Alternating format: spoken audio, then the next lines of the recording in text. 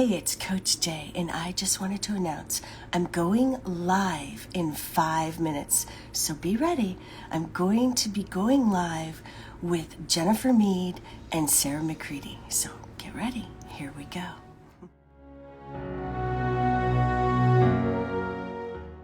Hey, thanks for joining me. Awesome. Hi. Thank you. Oh, it's so nice to see you both. Hi, Jennifer, and hi, Sara. Awesome. Awesome. All right. I need to turn up my volume. I can't hear you guys. Can you hear me? I can hear you now. There you go. Awesome. Sorry, I had my volume way down. All right. This is my first time going live. You guys know that, and I think I've announced it a little too much, but it's great to be here with you guys. Thank you so much. Feels weird. I'm kind of here in my office, just making it work. That's what we do. We make it work. Awesome. Awesome, guys. All right. So Great. I wanted to do this live because I wanted to emphasize healing with confidence. This is something that, a lot of us have in the past dealt with a lot of trauma, especially in our relationships. And that's what we deal with. That's who we are as coaches. We help women and men and women. I know that both Jennifer and I just help women, but Sara is also helping men, which is great. I love it. I love it because men need help just like women need help. So that's awesome. Anyways, but we've had experiences in our past of having relationships that were toxic. And now we want to move forward and heal with confidence. And that's what we're going to talk about today. So thank you so much for joining us. I appreciate it. You guys are awesome.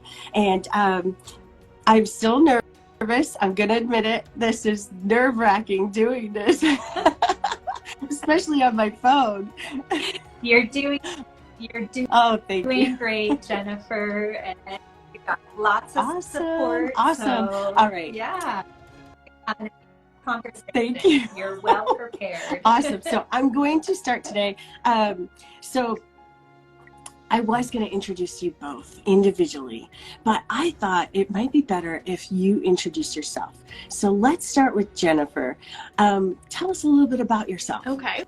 Well, I'm Jennifer. I am a single mom of 3, 2 girls and a boy. I am a full-time occupational therapist. I do home health, so I'm actually trying to do this at the same time. But it's challenging, but it's worth it.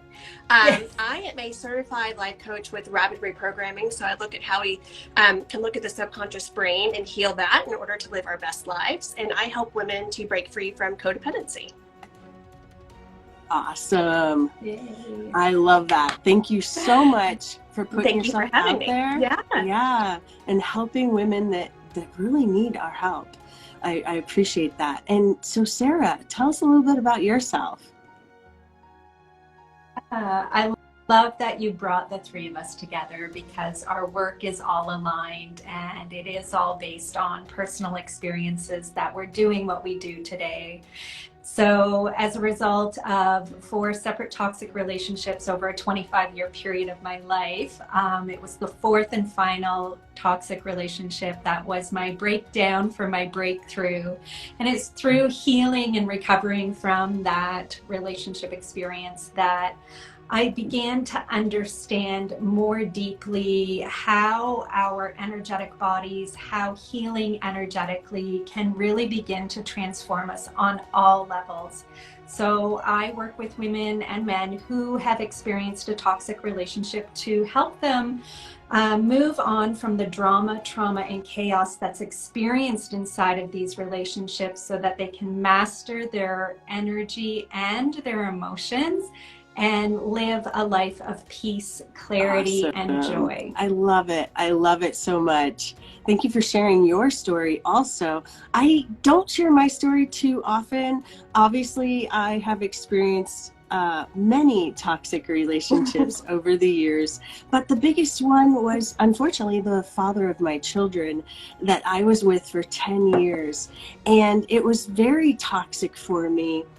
And traumatic to get over that relationship. And that what the biggest thing that happens when you're in a toxic relationship is those things follow you into your next relationship. And I saw that happening in the next relationship I had, and I was with him for 6 years, and he wasn't an abusive person, but I couldn't be in that relationship fully because of how I was abusing myself because of the abuse I experienced. And then the next relationship, the same thing was happening, even though he was amazing, and he still is, by the way. But fortunately for me, he allowed me to step back and take some time off from our relationship to really work on myself. And that was the biggest thing that pushed me forward in healing my past trauma and becoming the person I am today and loving myself, seeing my value and my worth, which is something we all need to see inside ourselves, because when we value ourselves, we allow people to value us too. We allow those people that are going to treat us the way we deserve.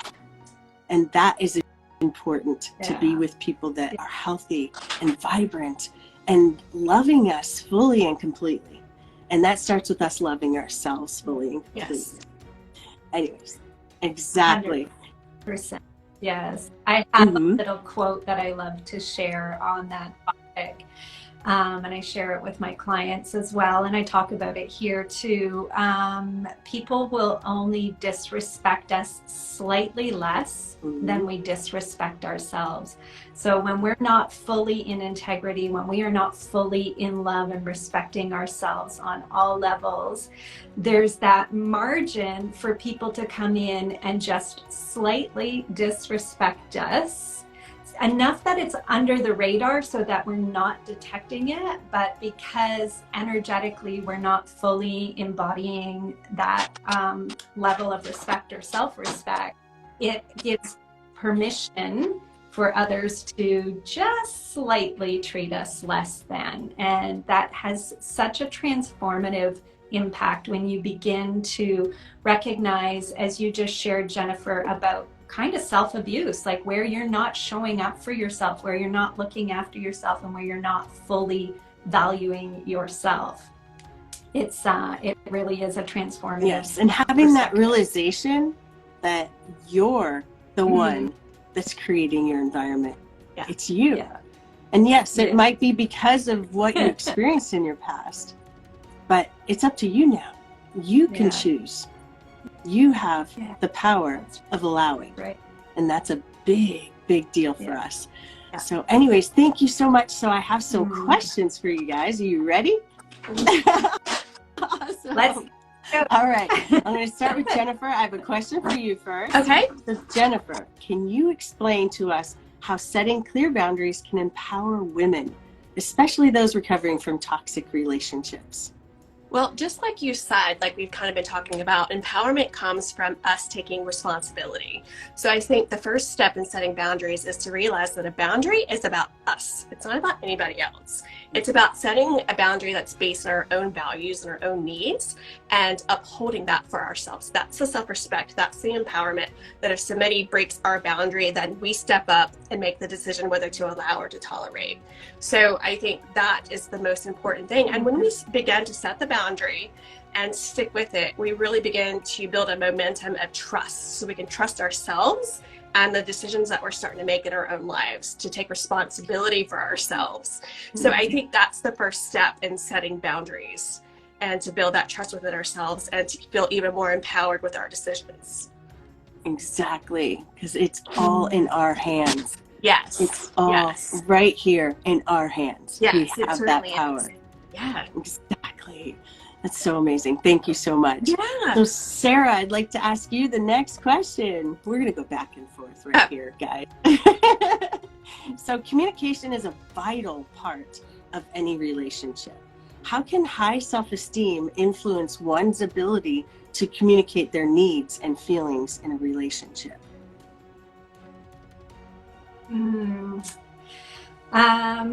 This one is such an important element of recovery when we are stepping out of those codependent behaviors and patterns.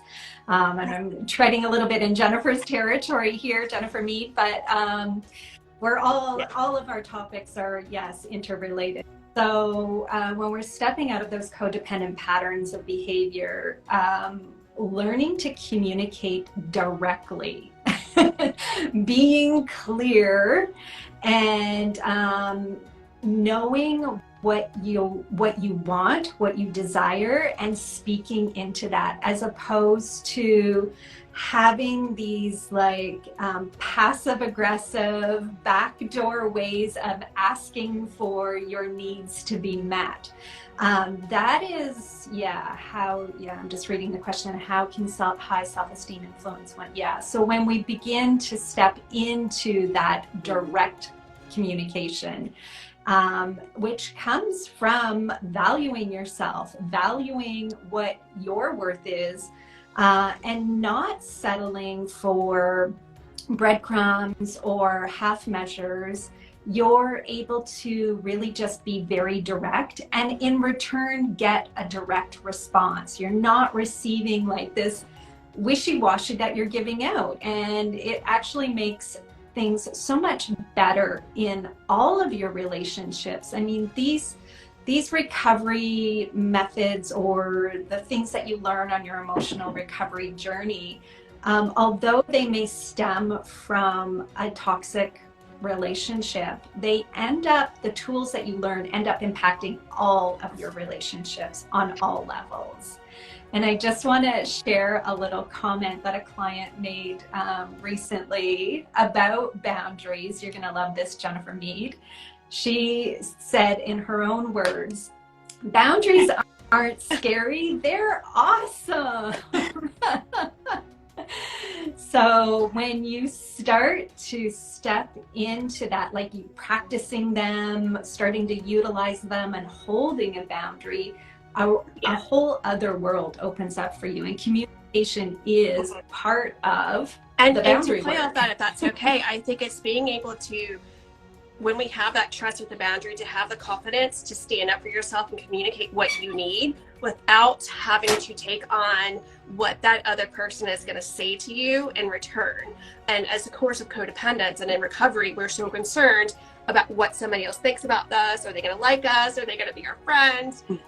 But it's being able to trust yourself in that decision to make the best decision for yourself with that boundary. And if that person, whether your partner or your friend, is going to stick with you, then they'll uphold that boundary and share that self-respect and empowerment with you. Exactly. And I'm gonna go on a keynote here that Sara shared. Oh, my screens just went off. Anyways, I'm gonna go on a keynote here that Sara just shared. It does affect other relationships too. I've noticed that a lot, especially in my business. And I'm not talking about my coaching business, but my other business. I've had many businesses over the years. And one of the things I noticed about myself is always just allowing people to cross those boundaries, not having strong boundaries, and being willing to just always, trying to please people instead of being like, you know what, this is where I stand and I'm going to keep standing here. Even if that means you're going to walk away, that's okay. That means we are not meant to be in a business relationship or a relationship that's romantic.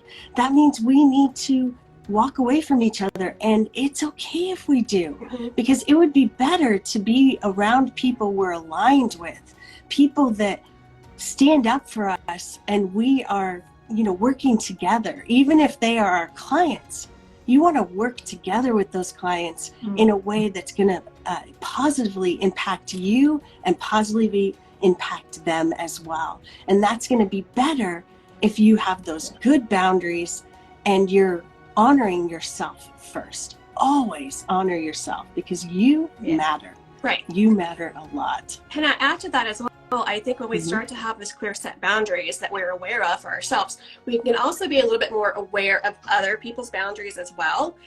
For example, when I was in like the crux of my codependency, my best friend, who was still my very best friend, I'd call her, outsource, I need help, and without even asking, do you have the mental capacity, you have the energy right now for me? And she never, she didn't, but she didn't have the heart until finally she said, I love you, but I can't. I love you, but I can't. And I was like, wow, that is a boundary that you are setting for yourself. And it just, the light bulb went off. That energy that she was giving to me, the respect she showed for herself, was such a learning opportunity for me. And it really set the stage for me beginning to set my own boundaries. Exactly. And it's great to have those boundaries and to learn from them and to respect other people's boundaries. And it's a little easier to respect boundaries when you respect your own boundaries first. Yeah, exactly. You're able to respect other people's boundaries also. It's funny how it works, but everywhere we grow within ourselves, we also grow and affect other people in the same way. And it's amazing how that works. All right, are you guys ready for our next question? All right. Okay. So this question is for Jennifer. So respect for oneself and for the partner is something we discussed in the blog post. How can women, especially those who've been in abusive relationships, how can they cultivate their self-respect and demand it from their partners? This is tough because this could be a whole session in itself. I think for me, as a recovering codependent, I think the first thing that comes to mind for me is radical self-love and radical self-acceptance. To start with that self-respect, because I think that as a recovering codependent, I often looked to others for my value, for my own respect, like how they respected me is how I felt about myself. So I had to learn that self-love, and that is where I started. And the second part of that is with the self-love, is to just love every part of myself and to respect where I am and how I'm portraying myself to the world. Just being on board with the energy that I'm giving out to the world. And the second part of that is just conscious communication. The part of how do we expect that from our partners? I think back to what Sara was saying about just communication, is being able to stand on your own 2 feet and communicate what you need, right? And I think another part of that, especially as a recovering codependent, is whatever I'm expecting from my partner, I want to make sure I can provide for myself first and foremost, right? If I need my partner to tell me that I'm beautiful, which is okay, I want to make sure that I feel beautiful within myself. I don't want to have to expect this from my partner. Although I love it, I appreciate it, I don't want to expect it and have those unmet, that the expectation out there that they're not even, that they don't know, like Sara was saying. Like, we have to make that known, because that's where some of that toxicity starts to brew, is when, oh, well, they should have told me I looked pretty today. They should have done the dishes. And so I think to cultivate the self-respect, have it for ourselves first, stand on our 2 feet and communicate what you need, and be secure in that. Exactly. Be secure in how you see yourself. Right. And don't expect people to read your mind. He should have done the dishes. Well, it's communication. And that was a big part of my recovery, is not expecting people to treat me a certain way, that I needed to treat myself that way first, because we project how we're feeling. We mirror to the world how we feel. So I can't expect a partner, a friend, to respect me if I don't respect myself first. So that's the first step.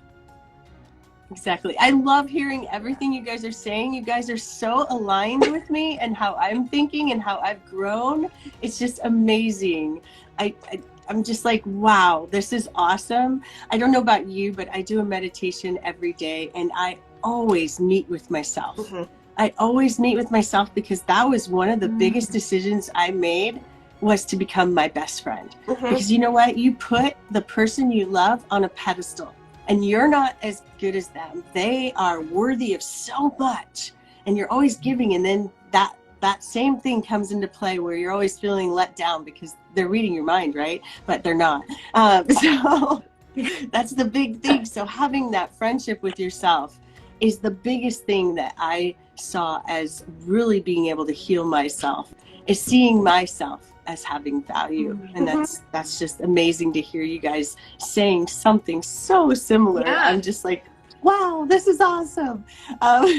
And you and I, Jennifer, kind of talked to you before about that dating yourself, loving yourself, and just being so in tune with your own needs that you know what you need, and then you know, hey, I need you to do this. So it's amazing, that radical self-acceptance. Like, even like, hey, I'm nervous today, but that's okay. I got my own back. I still love myself, even if I fumble the words or even if I don't do well. You know, we love ourselves. We got our own backs no matter what. Exactly. Awesome. All right, so next question for Sara. So taking responsibility for one's happiness is a significant trait of individuals with high self-esteem. Can you shed some light on this and how it could be especially beneficial for men and women coming out of abusive relationships? So we were just touching on that, basically. Great segue.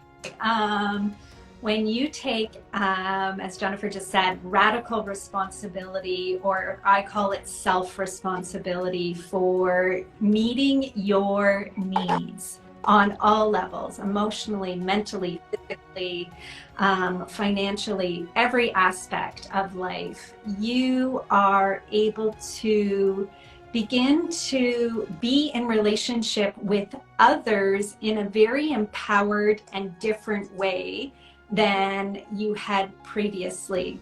Because when we are in relationship with ourselves, as you were saying, Jennifer, dating yourself and having that self-love relationship first, when you begin to take responsibility for yourself, loving yourself that way, creating your own happiness and learning that self-validation, really, that's a key part of being happy with yourself, is having that self-validation. You can begin to be so comfortable in your own skin that anybody else that's part of your world really is a cherry on the top.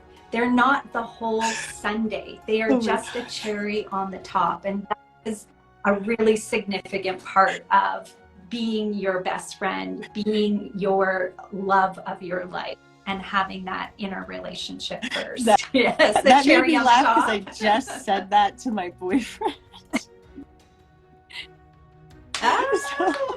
So good. Yeah, it's my important. Exactly. Yeah. Because I think that's where we make our biggest mistakes, is making them the whole Sunday. And we are the little tiny sprinkle in that scenario. I always say the movies got it wrong. You don't complete me. I complete myself. Exactly. Yeah, you show up 100%. I'm 100%. And we help my dogs, but we help each other grow together. Is it a dog? Relationship. Yeah. So true. That line did such a disservice. You completely did such a disservice to how we show up in relationships. And it's just more codependent behavior. I don't know if you gals find this, but when I'm watching movies now, particularly romantic comedies and particularly rom-coms of a certain area, I really cringe now at how those behaviors, those codependent behaviors, are really being perpetuated. Exactly. Oh my gosh, it's hard to watch them now because of that. And I noticed before, I was so addicted to rom-coms because that's what I wanted. I wanted that perfect relationship that they always showed, and always striving for that. And now I watch it and I'm like, wait, that's not right. We were just filling that cup of expectations that were never gonna happen. Exactly. All right, thank you so much. Okay, next question. We're almost done with our questions, by the way, just so you guys know. Next question for Jennifer. Trust is a crucial aspect of any relationship. But for someone who's been through an abusive relationship, trusting oneself might be challenging. Oh gosh, it is. So how can they rebuild this trust? I think for me in my codependency journey, I had to, once I started the work on myself, I and we talked about the radical acceptance and self-love, but I actually, for me, I had to really forgive myself. I just, to accept myself, I forgave myself. I had to let go of some of the shame and guilt that I tolerated over the toxic relationships and the abusive relationships that I was in. So I forgave myself that I tolerated that. And I was like, of course I did, because of what happened in my past. Of course I did that. I didn't know to set boundaries. I didn't know. And so I was able to forgive myself and let the past be the past, and to move forward with my my healing journey. And so I think with the forgiveness, lots of love, lots of compassion, knowing that in recovery it's not easy, that the behaviors and triggers are always going to be present, that now that I'm able to take full responsibility for my own emotions and my own feelings, that that empowerment and that trust continues to build as the years and as the relationships happen too, whether it's a romantic or friendship, that I can trust myself in this relationship no matter what happens, because I'm at the wheel now. I'm not letting someone else drive the relationship. Hopefully we're kind of driving together, but I'm not depending on someone else just to drive the car. I'm taking control of the GPS. And so just realizing that the results that I want to create in my life, I get to take control of that, right? If I don't want to feel a certain way, I don't have to. If I don't want the result to turn out this way, I get the power to change that. And as a codependent knows, we never had control. Never. We always relied on somebody else to make us feel something. How we behave was always dependent on somebody else. So building the trust within ourselves is taking full responsibility for ourselves, to love ourselves, make decisions, love ourselves, even if a relationship doesn't pan out or the job falls through, or knowing that, hey, it's okay. It's okay. I love myself. I'm worthy. I'm valued no matter what. Exactly. I remember when my big push happened for the healing for me was I decided I wanted to heal parts of my past. And so I went back to my 14th year. That was when I turned 14 that year. And that was a big year of a lot of trauma for me. And so I went back to that in a meditation, and I spent time just, like letting go of all the shame and the responsibility I held onto, and forgave myself. And it was hard. And I remember that was the big crash for me. I mean, it was just emotionally destructive, but in the long run, it was emotionally healing, because that started my process, even though it just felt like the end of the world for me when I was dealing with it. Over time, I was able to really heal those parts of myself that, I was going back again and again that was years ago, many years ago. And I was going back so many times in my mind just to that year, as if that, how you feel sometimes, like, I wish I could just change my past, go back and travel back in time and change it. But guess what? You can change your reaction. That you can change. You can change how you feel about yourself and how you're treating yourself. And you can forgive yourself and move on from that. You can't change your past. It's there. I love, and that's my favorite quote too. You brought up a quote, Sarah, is the Byron Katie quote. You can't argue with reality, because you're going to lose. And so I really like that. I can't, like you said, Jennifer, we can't change our past, and the past just lives in our heads rent free, and it's our thinking about that. And so when a thought comes up about the past, okay, it's the past, and I forgave that part, and we get to control how we feel about it. I like how you said that. That's empowerment, and that's building that trust, and that's listening to the inner critic, that if I do have a response that's not quite right, of course, well, I'm working on this, of course, instead of bashing myself, having the behaviors, the old Jennifer behaviors, I can say, of course, I'm in recovery and I'm working on this, versus, how I used to behave, that old Jennifer that would keep me small, keep me little, and disempowered in my own energy. Exactly. You don't know, you don't know what you don't know. And I've heard that expression a million times, but it wasn't until this recovery journey the full transformation, that I really understood how the behaviors and conditioning and programming that I was operating from really didn't know what I didn't know. I didn't know that there was another way, and that there was a more empowered way, and that I didn't need to be in victimhood, and I didn't need to be at the mercy of everybody's emotions, and that I didn't need to be people pleasing all the time and doing all these things that ultimately are detrimental to our health overall. Learning that the things that got me to that point in time in life, that they were my strengths, that they were born out of survival, that they were what propelled me forward, had now become my greatest weaknesses. And really accepting that, knowing that it was okay that they were strengths, but I no longer needed them, and that they were actually now detrimental. And this is something that I work with on my clients, is like really coming into acceptance about that, because there's always that piece where you do get angry about the amount of abuse, mental abuse, emotional abuse, physical abuse that had occurred in any of the relationships you had prior to the awareness. So learning to forgive yourself and know you didn't know what you didn't know, and now you know better. You get to choose better, as Maya Angelou says. Once once someone shows you who they are, believe it. It's the same for yourself. Once you know better, you get to choose better and do better. And that, when you start to really accept that on your transformation journey, your recovery journey, allows you to give yourself that grace, and allows you to give yourself that ease of, I am learning. Of course, I am learning. I am getting there. This is a work in progress. That's another expression I use, a WIP, like a WIP, a work in progress, and not meant to get it right all the time, and especially at any time.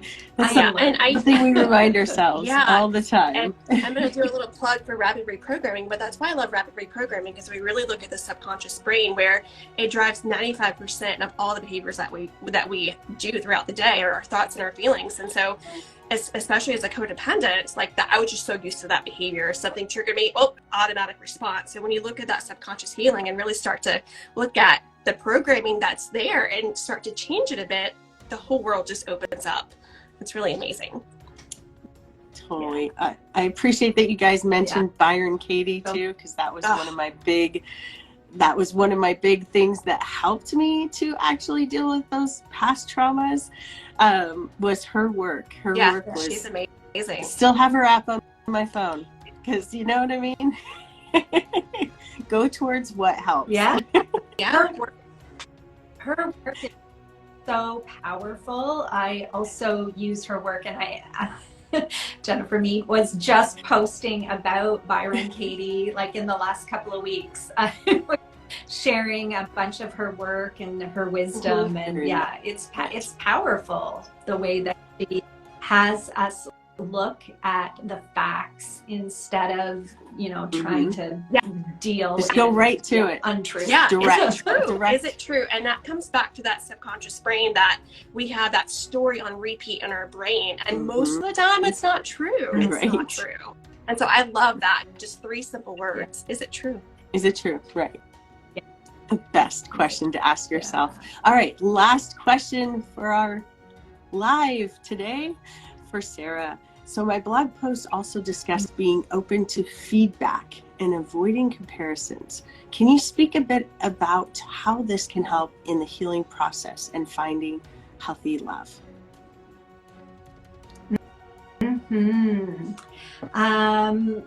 So when I was sitting with this question, what came up for me was everyone's journey is different. And it is all individual, although we may share our stories, and it may sound like we've actually been inside of each other's relationships because some of the experiences are so similar.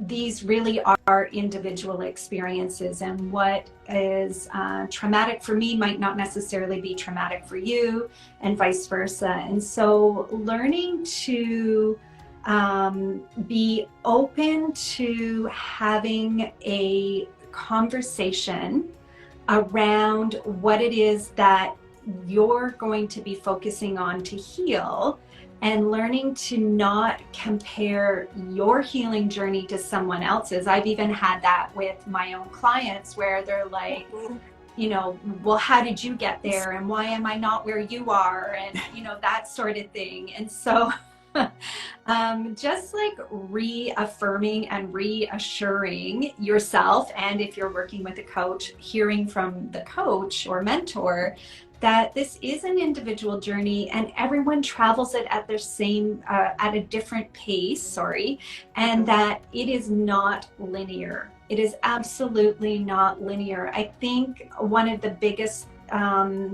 realizations I had on my own journey was I kept saying to myself, I should be further along.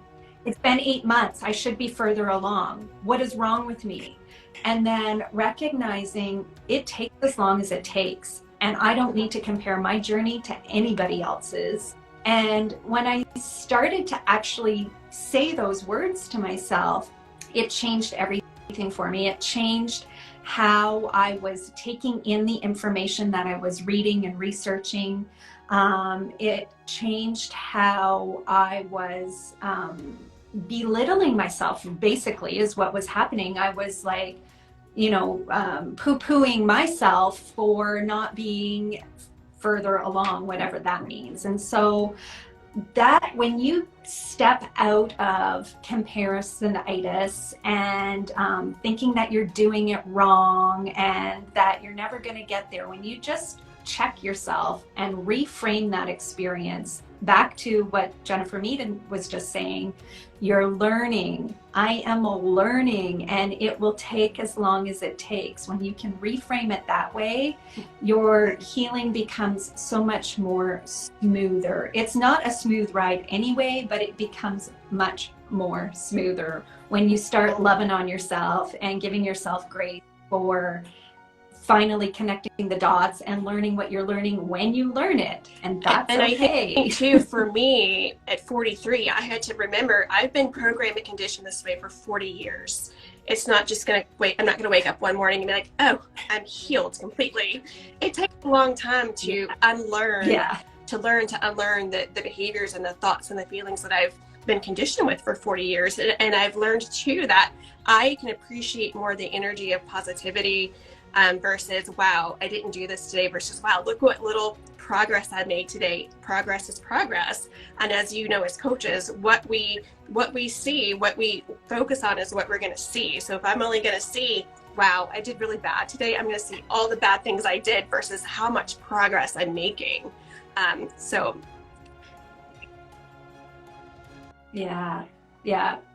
It didn't take overnight to get to where we were inside of those toxic relationships. It's not going to be undone in one day. So and it's a journey. Point, there's no end point, right? We're continually growing to the capacity that our brain allows. It's never ending. It's always a great journey, a continuing growth journey. We're always up leveling, always learning. Yes.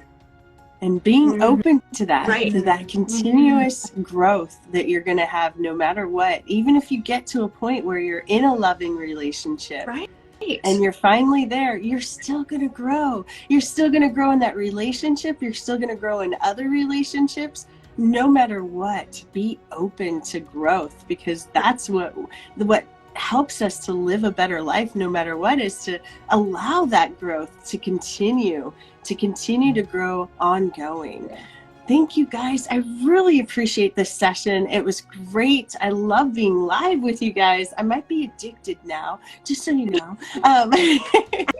And thank you for your insights. Oh my gosh. I love hearing it. I just relate so well, but also some of the stuff you said is new to me. So that's even more empowering for me for my growth. I love to help each other to grow as well as our audience. So this is amazing. Thank you so much. I hope we could do this again sometime in the future. That would be great.